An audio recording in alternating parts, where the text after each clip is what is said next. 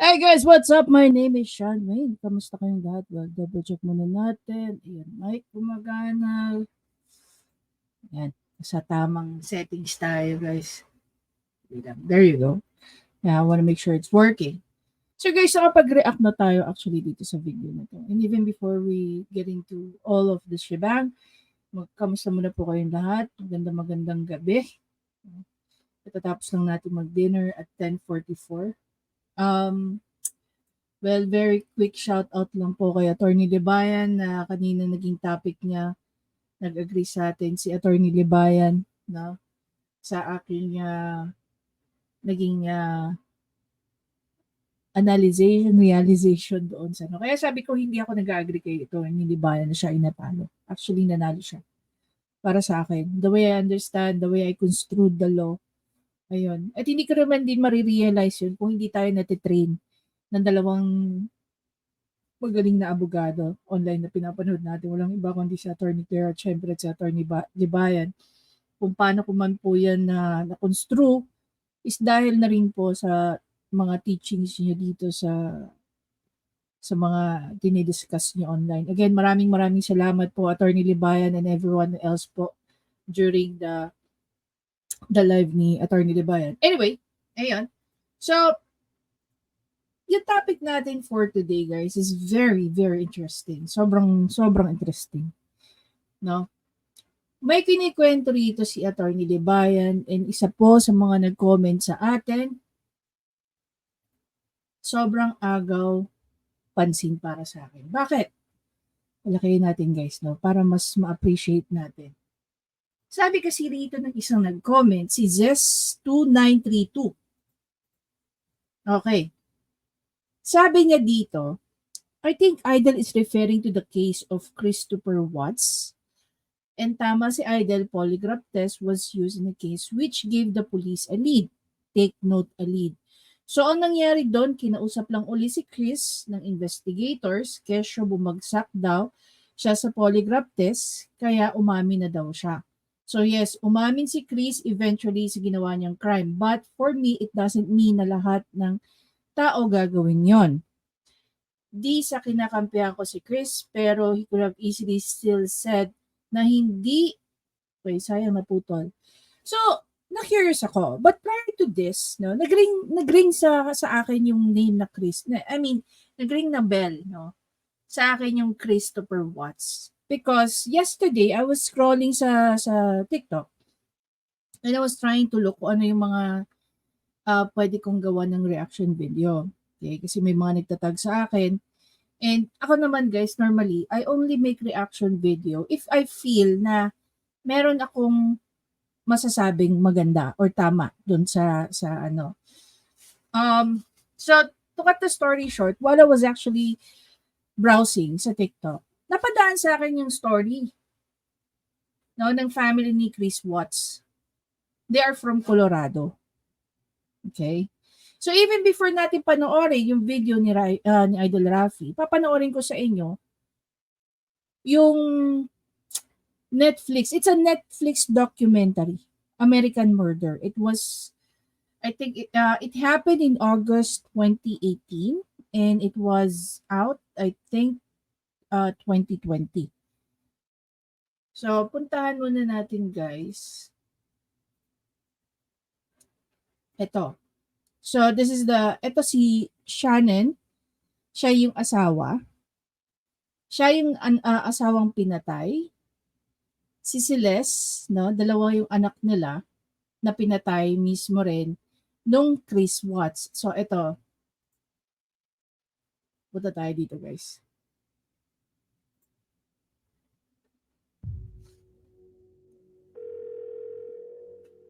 My name's Nicole, and I'm calling because I'm concerned about a friend of mine.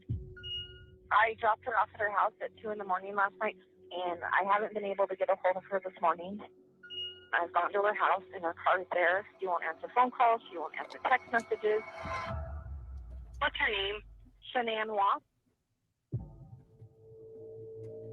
Hey guys, my name is Shanann. I just want you to know a little bit of my story. I went through one of the darkest times of my life, and then I met Chris. and he's the best thing that has ever happened to me. So how you doing? How's it going? There was no note or anything? I don't know what to do right now. I've done everything in my heart to make my family's life better. Don't eat turtle. Don't eat turtle. I got turtle. I think about like, did I cause this? Did I make her feel like she needs to leave? She said things were bad and that she didn't know what was going on with Chris. I'm worried sick. This is completely unlike her. My mom just never thought she was good enough. You have any idea if he thought his wife had a boyfriend? Maybe she sat there and thought about it. Do I really need to stay here right now? Like, if he doesn't love me, maybe I should just go. Did she accuse you of anything? I tortured him. I rejected him. Did you cause Shanann's disappearance? We're not promised tomorrow. We're not promised anything. There's only one person in this room that knows what the truth is. And in about 5 minutes, there's going to be 2 of us.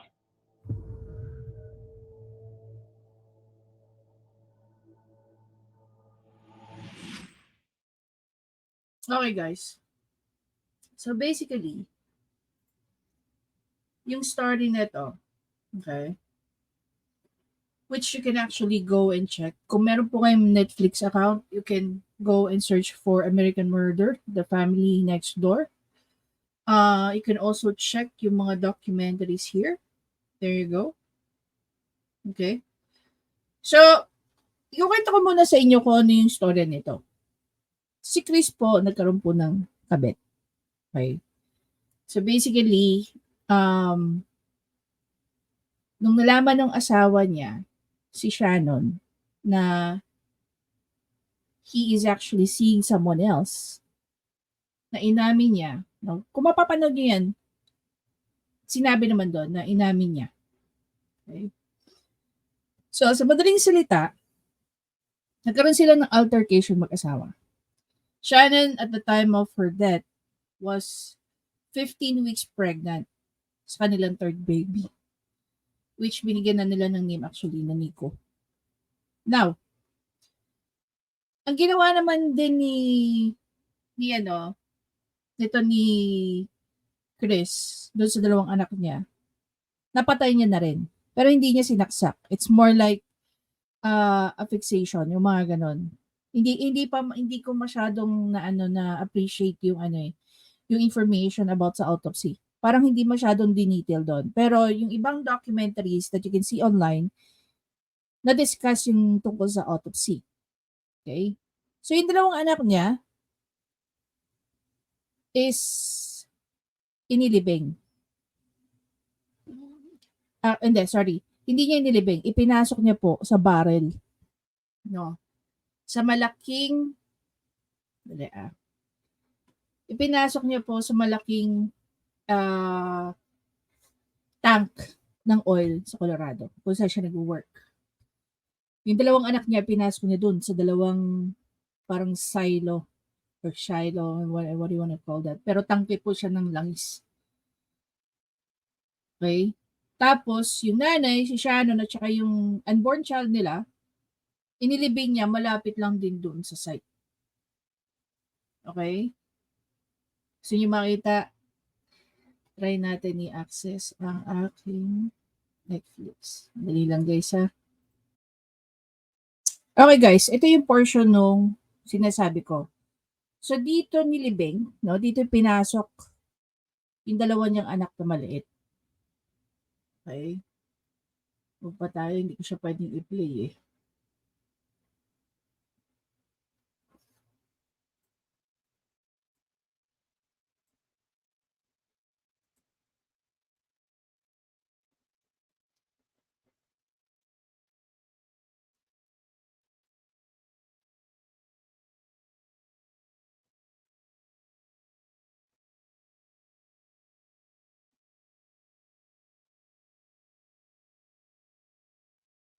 Okay, so basically that's that. Ayan. Hindi natin siya pwedeng super play. Anyway, so going back tayo dito sa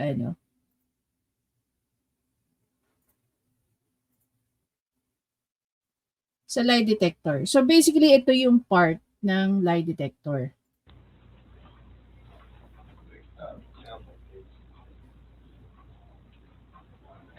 And guys, Chris Watts Polygraph Lie Detector Test Part 1. Ayan.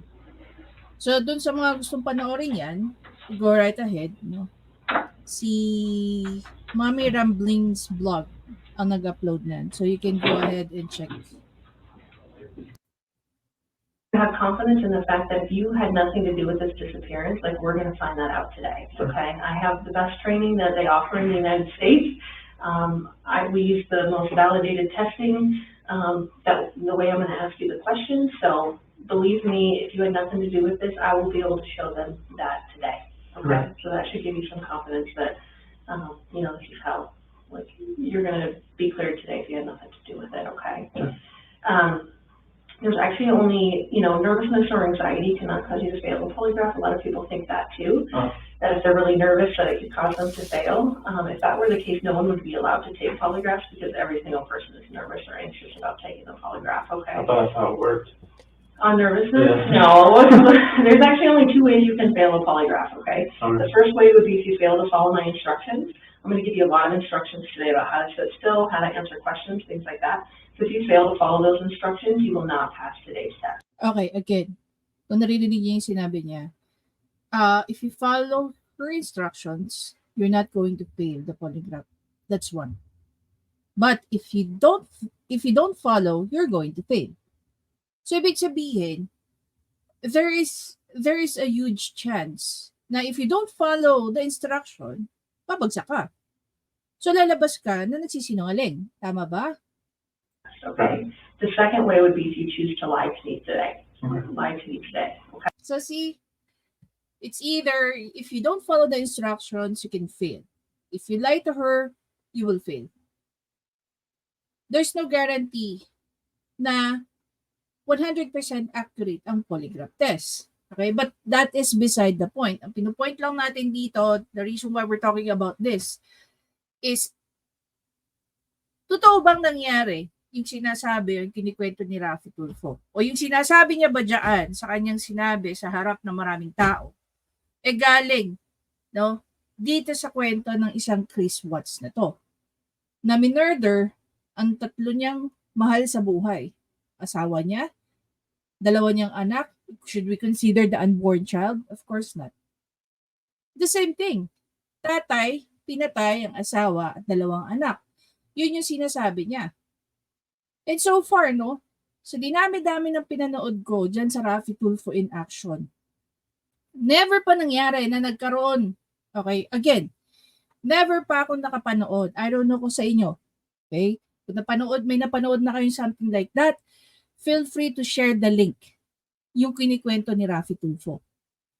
Never pa siyang nagkaroon ng episode na yung tatay pinagbintangan na pumatay ng ibang tao. Ng anak at saka ng asawa. Na kailangan niya ipa-polygraph test. Ulitin ko, so far, wala pa ako napanood na kahit episode ni Raffy Tulfo na may lumapit sa kanya, inireport sa kanya, ang isang tatay na di umano pinatay ang asawa at ang 2 anak. At dahil sa polygraph test, nagkaroon ng lead na siya yung suspect. At pinasalamatan si Raffy Tulfo ng mga pulis. Dahil yun yung sinasabi niya dyan sa kwento niya. Now, yun na yung papanoorin natin. Okay? Kikwento ko lang po. Recently, meron pong isang pamilya minasakar. Yung misis pinatay ng tadtad na saksak kasama yung kanyang 2 anak. Okay. And then, na-interview ko po yung mister. Tanong ko, na-viral ba to? Usually, pag ganito, na-viral to eh. Lalo na kung si Raffy Tulfo yung nag-i-interview ko daw. Sinabi niya na wala siyang kinalaman doon sa krimen. Bakit niya gagawin yun? Bakit niya papatayin yung kanyang nanay, ay kanyang misis at yung kanyang mga anak? Imamassacre niya. Hanggang sa yung mga police blanco, they don't know kung sino yung suspect. Nung lie detector test ko po, yung si Mr., nung makita ng mga pulis na deceptive siya, doon nagkaroon ng idea yung pulis kung paano nila atakehin yung pag-imbestiga. So, ang ginawa ng mga pulis, pinariinak yung father nung pamilya. Guys, ganyan na ganyan yung nangyari dyan sa Netflix. Hindi ko lang may pakita sa inyo lahat.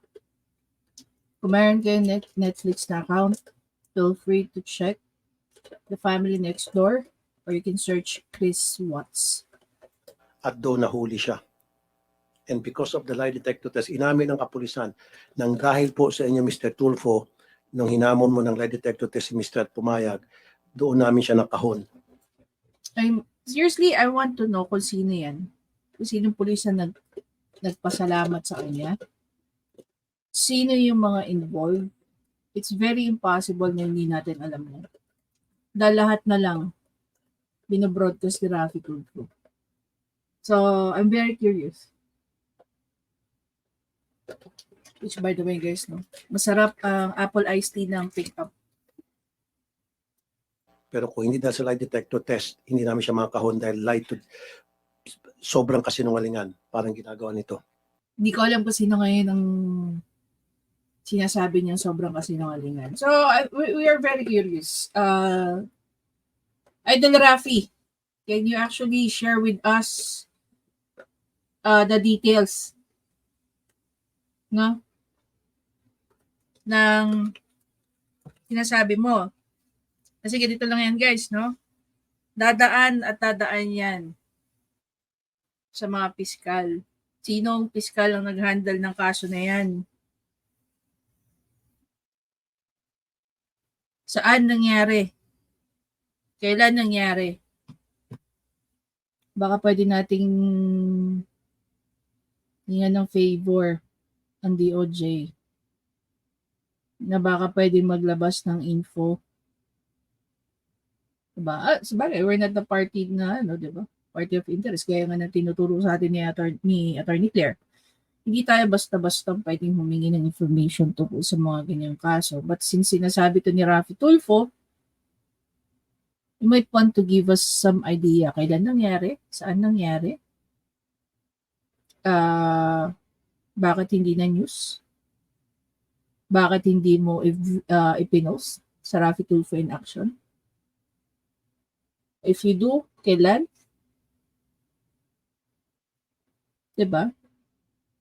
Not unless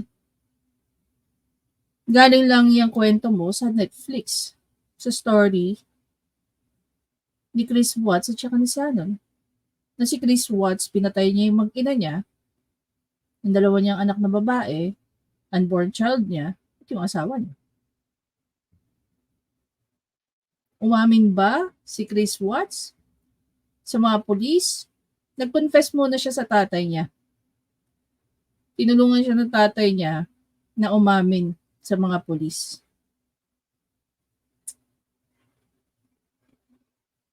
Kasi in truth, gaya nga ng sinabi na rin ng diba, nung nagpo-polit ng examiner.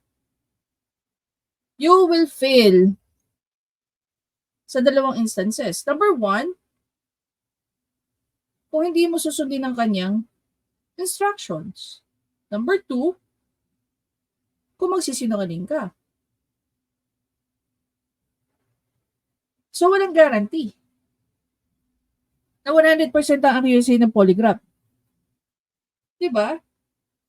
But then again, hindi naman talaga yun yung issue natin dito sa video na to. Ang issue natin, whether or not nagsasabi si Rafi Tulfo ng totoo tungkol dyan sa kunikwento niya.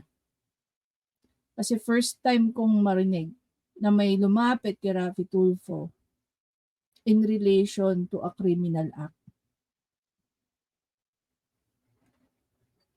Since 2017, nanonood na ako ng mga videos niya. So far, ang napapanood ko lang, okay, hindi unsihan, hiwalayan, and all that shibang. Sana meron Tulfo natin sa makapagbigay sa atin ng link.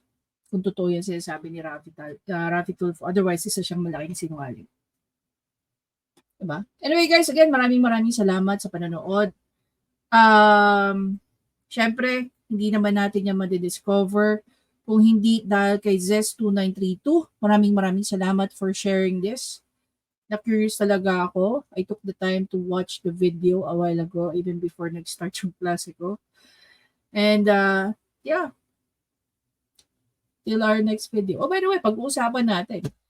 Alam niyo ba na si Raffy Tulfo nag-withdraw ng kanyang pirma sa pagpapasara ng Pogo. Samantalang, ilang araw niya ginawa ng video yung isang Amerikano na na-love scam. Diba? At ipapasara daw niya mga Pogo. Very good.